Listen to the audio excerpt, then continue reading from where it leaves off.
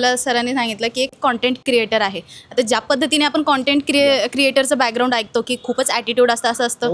मी म्हटलं नाही, मी सिरियसली घाबरून गेले की असेल बाबा एखादा आता कंटेंट क्रिएटर आहे म्हटल्यावर ॲटिट्यूड वगैरे. पहिली गोष्ट मी अपेक्षाच करत नाही आता कोणाकडून. अहो दाजी तुम्ही माझे बिनधास्त काही घातलं तरी मुलांना चालतं, मुलींना नाही चालत. आई वडीलच नाही तर मुलंही सॅक्रिफाईस करतात त्यांच्यासाठी.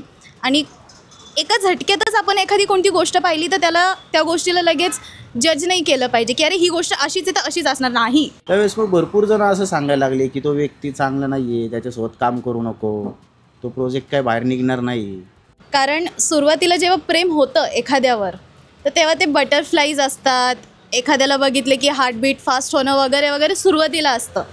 तो फेज गेल्यानंतर ती दोघंच असतात आणि त्या दोघांचे मग निगेटिव्ह साईड्स दिसायला लागतात. म्हणजे ज्या ज्या वेळेस या स्क्रीनवर येतील ना शिट्ट्या वाजणार आहे जबरदस्त. आपलं निघाले पाऊंड स्फोट जिंदाबाद. कलवरी हे माझ्यासाठी स्वप्न होतं. जीव देऊ नका, मुलींनी देऊ नका, सुनांचाही घेऊ नका आणि वडिलांनीही जीव देऊ नका. सुट्ट्या चालू होत्या आणि यांचा सिनेमा आला होता आयटमगिरी आणि या प्रमोशनला तिथं आलेल्या होत्या. त्यावेळेस मी क्राऊडमध्ये होतो आणि आज यांच्यासोबत सिनेमा करतोय. नमस्कार मित्रांनो, तुम्हा सर्वांचं मी ईस्ट मराठीमध्ये मनापासून स्वागत करतो. तर येत्या 28 नोव्हेंबरपासून एक नवीन आणि गोड अशी कलाकृती आपल्याला बघायला मिळणार आहे. कलवरी या नावाने ती कलाकृती प्रेक्षकगृहात आपल्याला बघायला मिळते आणि त्याच निमित्ताने हा चित्रपट काय आहे, प्रेक्षकांनी हा चित्रपट का पाहावा यासाठी त्या चित्रपटातील स्टारकास्ट आपल्यासोबत आहेत. आपल्या सर्वांचा लाडका, आपण त्याला ओळखतोच रील्समुळे सर्वत्र फेमस असलेला राहुल दराडे, अभिनेत्री राजेश्वरी खरात आणि या चित्रपटाचे निर्माते रोहित. तर सर्वप्रथम आपल्या चॅनलमध्ये तुम्हा तिघांचंही मनापासून स्वागत आहे. येस. तर सर, मला तुम्हाला हा प्रश्न विचारायचा आहे की कलवरी हे नाव थोडंसं वेगळं आहे, अजूनही काही लोकांना ते कळत नाही आहे. काय आहे ही संपूर्ण कथा किंवा हा चित्रपट, काय सांगाल तुम्ही? तर कलवरी नाव वेगळं ठेवण्यामागचं कारण की लग्न म्हणतं तर कलवरी महत्त्वाचं काय असतं लग्नामध्ये, कलवरी. आणि दुसरा विषय म्हणजे चित्रपट जर पाहिलं गेलं तर पूर्ण असं ग्रामीण पद्धतीचं आहे की जुन्या पद्धतीमध्ये जसे काही लग्न होतं त्या पद्धतीचं केलेला हा चित्रपट. ओके. ही कथा जेव्हा तुम्हाला कळाली, काय भाव होता तुमच्या मनात की नाही आम्हाला हा चित्रपट करायचाच आहे? नाही, ज्यावेळी कथा राहुलने माझ्याकडे हा प्रोजेक्ट आणला त्यावेळी मला ती कथा समजली तेव्हा ती या पद्धतीची होती की मी याच्यामध्ये जास्त इंटरेस्ट याच्यामुळे दाखवला की लग्न सराईत काय पद्धतीचं आत्ता चालू आहे आणि पूर्वी काय चालायचं किंवा याच्या पुढे काय चाललं पाहिजे हे त्याच्यामधून दिसून येतं. की बाबा आत्ता कसं चाललंय की मुलीच्या वडिलांना एवढा हुंडा मागायचा, तेवढा हुंडा मागायचा, हे आत्ता चालू आहे. बरोबर. मग त्याच्यामध्ये आपण असं दाखवलेलं आहे की मुलीच्या वडिलांनी खर्च नाही केलेला या लग्नाला. या लग्नाला पूर्णपणे खर्च केलाय तर नवरदेवाच्या वडिलांनी केलेला. ओके. इंटरेस्टिंग आहे कथा. येस. येस. तर या चित्रपटातली गाणी देखील प्रदर्शित झाली आहेत आणि ते प्रेक्षकांना खूप आवडत आहेत. काय तुम्हाला कशा प्रकारे प्रतिक्रिया मिळत आहेत गाण्याविषयी? खूप रिस्पॉन्स मिळतोय. कारण DMs मध्ये वगैरे जर पाहिलं ना इंस्टाग्रामवर तर खूप DMs येतात आणि फॅमिलीला सुद्धा खूप आवडलेलं आहे. लिटरली फोन करून सांगतात फॅमिली रिलेटिव्स की खूच छान गाणं झालेलं आहे. आणि ते जे एक गाणं आहे सांग तुझ्या माग, ते प्रत्येकाला रिलेट झालेलं आहे. कारण त्याचे जे लिरिक्स आहेत सांग तुझ्या माग झुरत कुठवरी राहू ग, तर ते प्रत्येकाला आवडतातच आणि कुठे ना कुठेतरी ते रिलेट होतातच असं आहे. आणि DMs तर खूप येतात, खूप. मला तर खूप रिस्पॉन्स आवडला. तू सांग. सेम ऑब्विसली इंस्टाग्रामला ट्रेंडिंगला पण गाणं गेलेलं आहे जे की ओमकार सरांनी गायलेलं आहे, मखमली सॉन्ग. ते सगळ्यात सुपरहिट गेले आतापर्यंत. बाकीचे दोन्ही सॉन्ग आता माझ्या मते लग्न सराई चालू होते आणि हळदीसाठी स्पेशल ते यशराज सरांनी गायलेलं गाणं आहे, ते जोरात वाजणार आहे इथून पुढे. आणि फिल्म झाल्यानंतर त्याचा वेगळाच इम्पॅक्ट पडणार कारण ते भयानक गाणं थिएटरमध्ये वाजणार आहे. आणि रील्सच्या माध्यमातून ते बऱ्यापैकी माझ्या थ्रू, मॅडम थ्रू बऱ्यापैकी पोहोचले भरपूर लोकांनी. येस. आणि कमेंट्स मधून सुद्धा आपल्याला येस मोस्टली म्हणजे कमेंट बॉक्समध्ये आपल्याला कळतात लोकांच्या प्रतिक्रिया कसं आहे. तर लोक एकदम चांगल्या भावानं बघतायत, सगळेजण म्हणतात भारी झालंय आणि माझं पहिलं आहे त्यामुळे एक वेगळीच भावना आहे त्याच्याबद्दल. येस. हा आणि चित्रपटात सगळे गाणी आपले केमाइन्स चॅनलवर आहेत, सगळ्यांनी बघावे ज्यांनी बघितले नसतील त्यांनी पण. तर आता जसं तू म्हणालास की हा तुझा पहिला चित्रपट आहे, तर या चित्रपटासाठी तुला काही असे चॅलेंजेस आले काम करताना? भयानक. पहिला म्हणजे सिनेमा म्हणजे ज्यावेळेस माझा पहिला सीन होता ना त्यावेळेस मला ऍक्च्युअली भयानक म्हणजे प्रेशर आलं होतं की बाई मी कसं करणार, कारण एवढ्या मोठ्या क्राऊड समोर ऍक्ट करणं जरासं अवघड होतं. त्यातल्या त्यात स्टारकास्ट सोबत काम म्हणल्यास काही विषयच नाही. त्याचा वेगळा किस्सा आहे, तो पण सांगेन. बट चॅलेंजिंग म्हणजे एवढं पण हार्ड नाही गेलं, कारण मी खेडेगावातला मुलगा आहे आणि हे जे कॅरेक्टर होतं ते गाव लेवलचंच कॅरेक्टर आहे आणि गावामध्ये मी पहिल्यापासून वावरल्यामुळं मला त्या गोष्टीचं हाताळायला काही वाटलं नाही. सो मी ती खूप एन्जॉय केलं ते कॅरेक्टर. आणि चॅलेंजेस तर होतच राहतात, कारण त्या टायमिंगला ऊन एवढं भयानक होतं, उन्हाचा खूप परेशानी झालेली आहे. बाकी मजा आहे. राजेश्वरी, आता अभिनयाचं वेळ तुला लहानपणापासूनच होतं की पुढे जाऊन ठरवलंस की हा मला अभिनय क्षेत्रात करायचं? नाही, मी हा प्रश्न खूप वेळा उत्तर दिलेलं आहे या प्रश्नाचं, की आवड अशी काही पहिल्यापासून नव्हती. मी नॉर्मलच होते की एखादा जॉब करायचा आहे, लाईफ सेट करायची आहे. पण जेव्हा फॅन्ड्री आला तेव्हा तो एक टर्निंग पॉइंट निघाला. जेव्हा तो आला लोकांनी फॅन्ड्रीला खूप प्रेम दिलं, ज्याच्यासाठी I am really very grateful. आणि ह्याच्या आधी नॉर्मली आपण करत होतो स्कूल्स कॉलेजमध्ये गॅदरिंग ड्रामाज वगैरे, आणि जेव्हा फॅन्ड्री आला त्याच्यानंतर मला समजलं की नाही, हीच माझी दिशा आहे आणि मला ह्याच्यातच काम करायचंय. तर आवड तिथून निर्माण झाली माझी फॅन्ड्री नंतर. अच्छा, असं.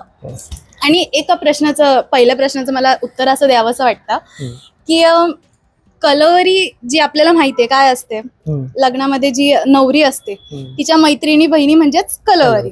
तर ज्या करवली म्हणतो, हा करवली, तर ती ज्या प्रकारचं एक्साइटमेंट घेऊन येते ना, थोडा खोडकरपणा, थोडा हॅपीनेस, थोडं सॅडनेस पण, तो सगळा जो प्रवास आहे तो ह्या कलवरीमध्ये दिसणार आहे. इन शॉर्ट कलवरी म्हणजे हा एक भावनांचाच प्रवास आहे.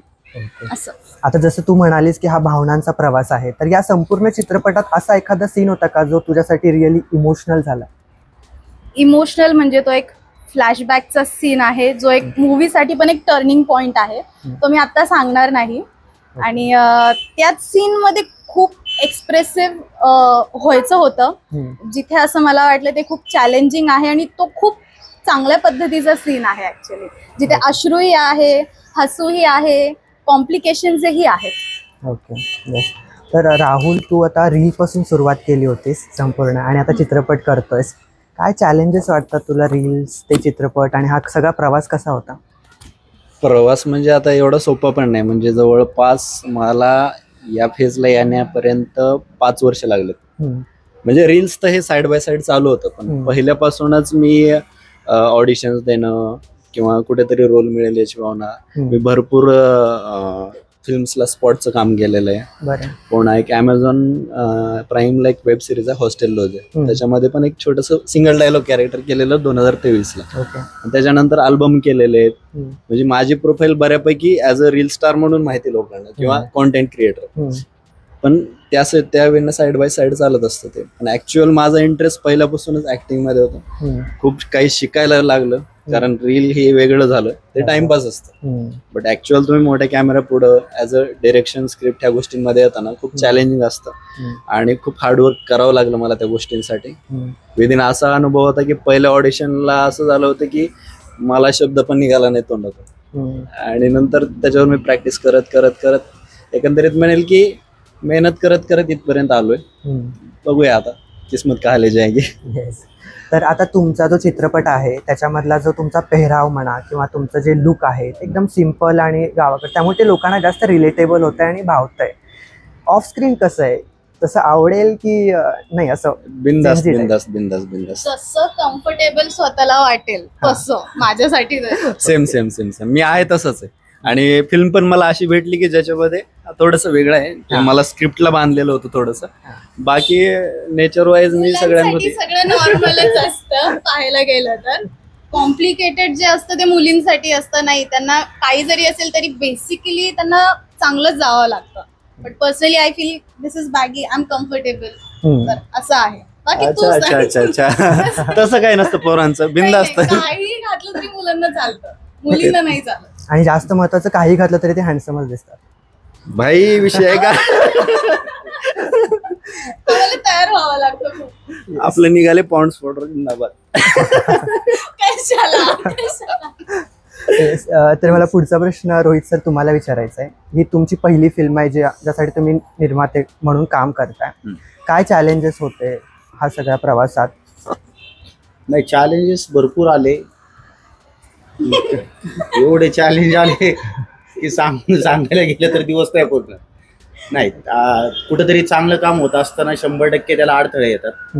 राहुल ज्यावेळी प्रोजेक्ट आणला, प्रोजेक्ट पाहिला, मी पूर्ण ऐकून घेतला. डायरेक्टर सर आले, प्रदीप सटोनगे ते आले. ते आल्यानंतर मग बाहेर ज्यावेळेस चर्चा झाली की बाबा हा व्यक्ती अशा डायरेक्टर सोबत काम करतो, त्यावेळेस मग भरपूर जण असं सांगायला लागले की तो व्यक्ती चांगला नाहीये, त्याच्यासोबत काम करू नको, तो प्रोजेक्ट काय बाहेर निघणार नाही, पैसे आमच्या प्रोजेक्टला लाव, हे कर ते कर. भरपूर चॅलेंज आले. पण मी विचार केला या एकाच व्यक्तीला सगळे नावं काढे होतात, आपण त्याच व्यक्तीसोबत काम करून बघू एकदा. पण खरंच त्या व्यक्तीसोबत काम केलं. त्या व्यक्तीने 1 डे पासून ते लास्ट डेपर्यंत मला विचारल्याशिवाय काहीच काम नाही केलं. म्हणजे इवन कोणाला कुठल्या ह्याच्यामध्ये घ्यायचं, रोलच्या बाबतीत राजेश्वरी वेळी पण मीच पहिल्या मीटिंगला गेलो होतो. आत्ता येताना आमचा तोच विषय चालू होता. तिच्या वेळी राहुलचं तर काय फिक्स होतं. त्याच्यानंतर मग त्यांच्यासोबतच काम केलं. मी पूर्ण 1 डे पासून ते शेवटच्या दिवसापर्यंत सेटवरती होता. आणि असे अडथळे तर भरपूर आले, शूटच्या वेळी अडथळे भरपूर आले. पण ते सगळं पार करत आज इथपर्यंत शेवटच्या स्टेपपर्यंत आलो. ते आता दिसन त्यांना 28 तारखेला. आणि त्यातल्या त्यात मॅडमसोबत छोटासा रोल पण करायला भेटला. ते सरप्राईज होतं पण सांगितलं. तर आपण आता एक फन गेम खेळूयात, दमशेरा, ज्याच्यामध्ये राहुल ऍक्टिंग करून दाखवेल आणि राजेश्वरी तुला चित्रपट ओळखायचा आहे.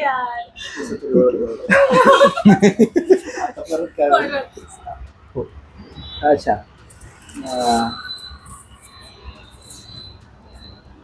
जल्दी बोल. शहराची नाव आहे.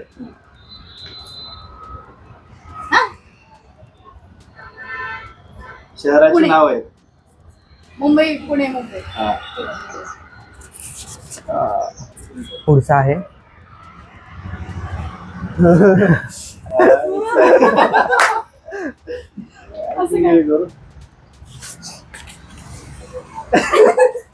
बोट होती. ऍक्टिंग कशी करून दाखवू? डॉलचा पिक्चर.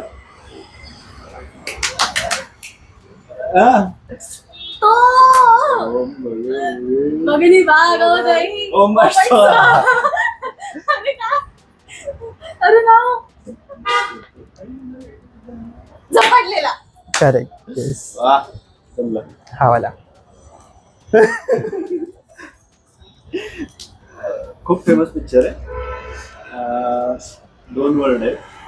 एक प्राण्याचं नाव आहे. प्राणी. सॉरी,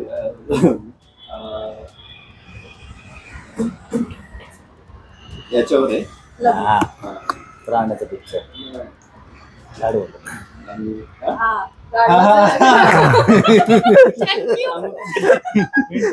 आता हिंट नाही देणार जास्त. एक प्राण्याचा पिक्चर आहे ना.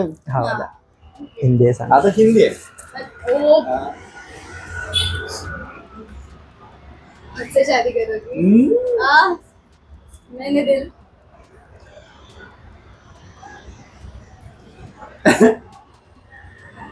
दुल्हन हम ले जाएंगे. काय दिल दिल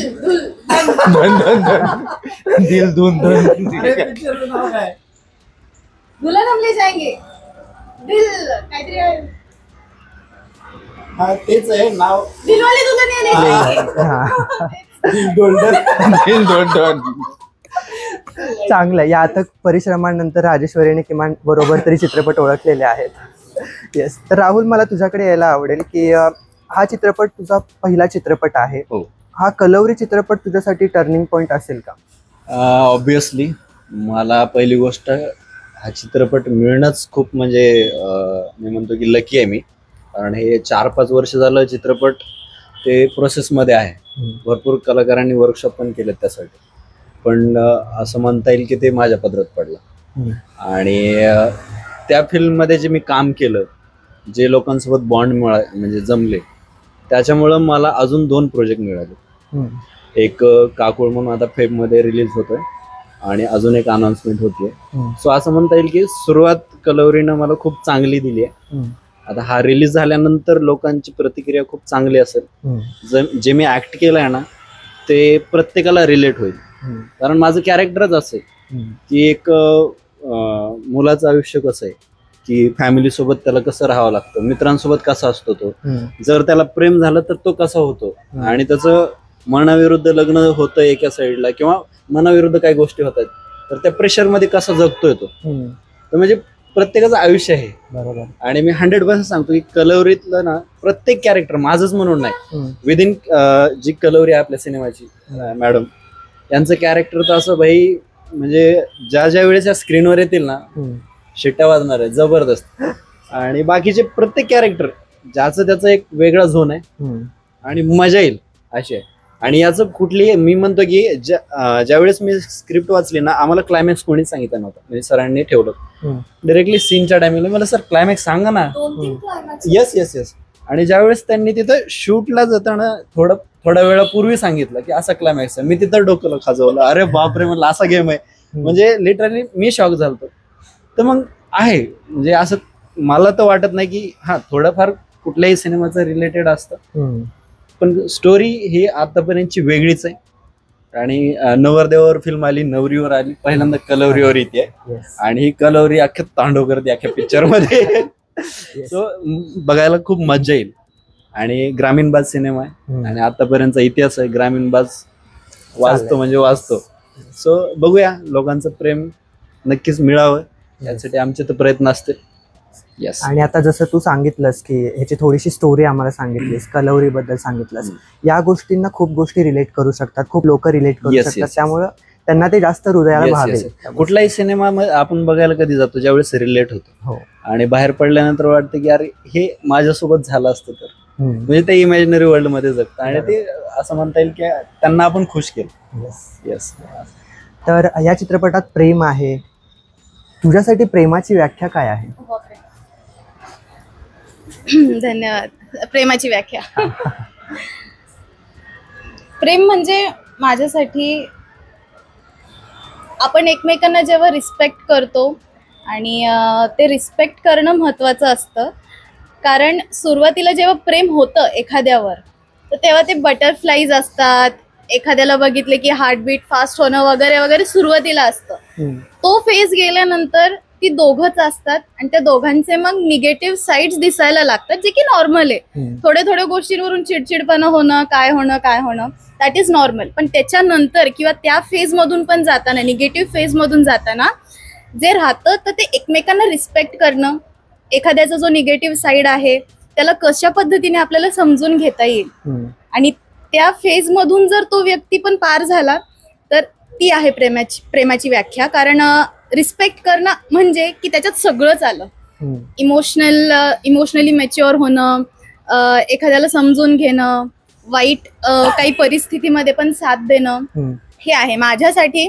आहे की इमोशनली मॅच्युअर एखादा पर्सन असेल तर बास आहे माझ्यासाठी तेवढंच, कारण त्याच्यातच सगळं काही येऊन जातं. छान उत्तर आहे. तर राहुल, सध्या तरी तू सिंगल आहेस असं आम्हाला कळालंय. काय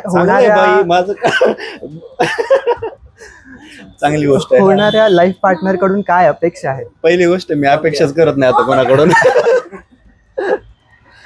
ते आम्हाला अपेक्षा वगैरे ते आता राहिलंच नाही. अगोदर केल्या अपेक्षा, पण अपेक्षा भंग झाल्या. आता अपेक्षा वगैरे काहीच नाही. बस मी माझ्या कामाकडूनच अपेक्षा करतो, कामावरच प्रेम करतो. बस. शेवटी सगळे मुलं इथंच येतात. Yes obviously. आता त्या गोष्टींकडे लक्ष पण नाही जाणार. येस. तर आपण आता एक छोटासा रॅपिड फायर राऊंड खेळूया. ओके तुम्हाला कॉमनली उत्तरं द्यायची आहेत. सो माईक एकत्र पकडलं तर ओके. येस. चहा की कॉफी? चहा. चहा. डायलॉग की एक्सप्रेशन? एक्सप्रेशन. रोमॅन्टिक सीन की इमोशनल? इमोशनल.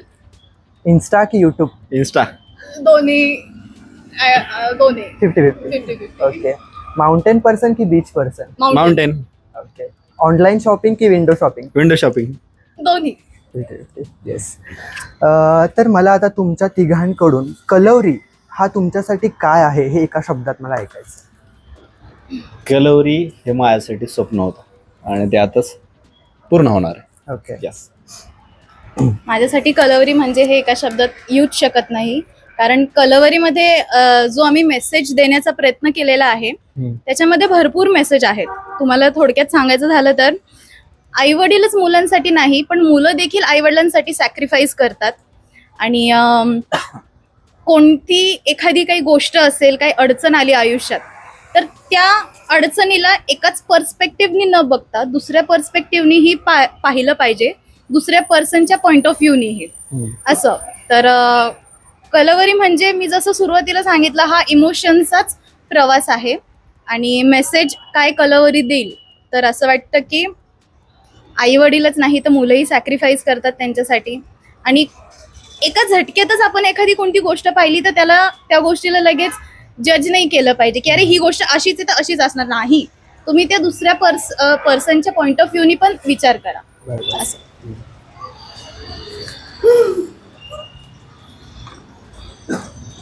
नाही, एकच शब्द उत्तर देतो, जास्त शब्द नाही आहेत माझ्याकडं. नाही, कलवरीमध्ये मी ज्यावेळेस स्टोरी म्हणजे एकच शब्द देतो, मी सांग ज्यावेळेस स्टोरी ऐकली त्यावेळी ह्याच्यासाठी हे चालू केला की बाबा कलवरी हा चांगला आहे. कारण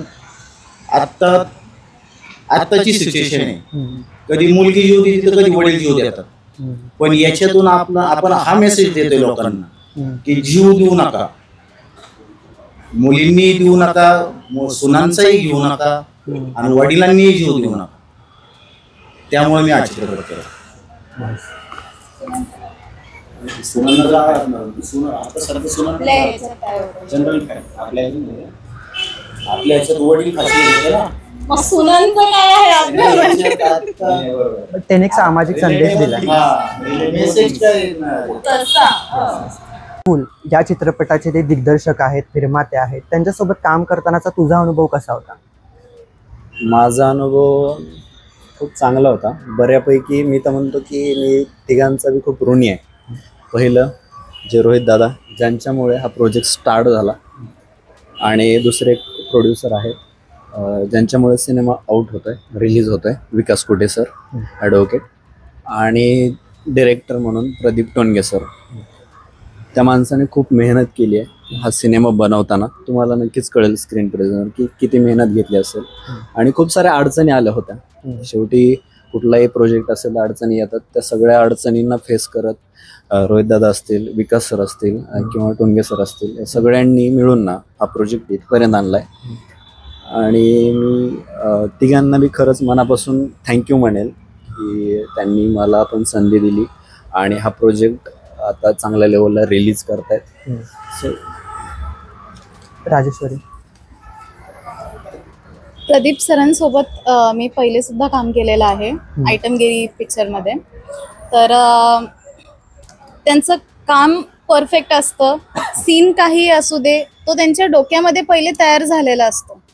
आणि त्यानंतर मग ते सतत एक्सप्रेस करत राहतात की आत्ता जरी हा स्पेसिफिक XYZ सीन चालू आहे, पण ते त्या सीनची हिस्ट्री देतात आपल्याला, म्हणजे आपण त्या फ्लोमध्ये येतो. तर तसं त्यांचं काम करण्याची पद्धत आहे. आणि जे प्रोड्युसर आहेत रोहित बेलदरे सर, विकास कुटे सर, त्यांचाही आम्हाला खूप चांगलाच सपोर्ट होता आणि खूप मला मदत केली त्यांनी. कोणत्याही गोष्टीची अशी कमी नाही पडू दिली. सो सगळ्यांसोबतचा काम करण्याचा अनुभव खूप छान होता. आणि फुल टीम खूप छान होती, हेल्पफुल होती. इवन राहुलनी मला एका सीनला मदत केली होती सांगायला कसा करायचा. दारू प्यायचं सीन होता. सांगतो मला काहीच समजेना. मी त्याच्या पुढे असं असं करते, आता वाटते का मी पिलेल. तो म्हणतो नाही अगं तसं नाही करत. मग त्यांनी मला तो सीन करून दाखवला. आणि वर्कशॉपच्या वेळेसच नाही पण लिटरली सेटवर सुद्धा जेव्हा तो सीन चालू होता तो मला समजवत होता की आता असं केल्यानंतर असं ही वाली एक्सप्रेशन दे, तशी एक्सप्रेशन दे, मग माझ्या खांद्यावर पड, मग खालीच पडून जा, मग बाकीचं मी सांभाळून घेतो. तो असं म्हणत होता. तर खूप छान टीम आहे. खूप सपोर्टिव्ह टीम होती. राहुलची खूप मला मदत झाली. आणि एक किस्सा आठवला त्या आयटमगिरीचं नाव ऐकून. मी कॉलेजला होतो आणि कॉलेज नाही सॉरी माझ्या मते त्यावेळेस सुट्ट्या चालू होत्या आणि यांचा सिनेमा आला होता आयटमगिरी आणि प्रमोशनला तिथे आलेले होते. त्यावेळेस मी क्राऊड मध्ये होतो आणि आज यांच्यासोबत सिनेमा करतोय. आणि लिटरली मी मनापासून ज्या वेळेस मला माहिती झालं की तुम्ही फिल्म मध्ये आहेत, मला ते प्रेशर भयानक होतं. ऍटलिस्ट सरांनी सांगितलं की तुम्ही चांगला बॉन्ड बनवा म्हणजे स्क्रीनवर चांगला दिसेल. भाई एकतर मी खरंच फॅन आहे. मी आयटमगिरीचे गाणी माझ्या कॉलेजमध्ये मी ऐकायचो, ते पाहायचो, मला सगळं माहिती. मग ते एक प्रेशर होतं.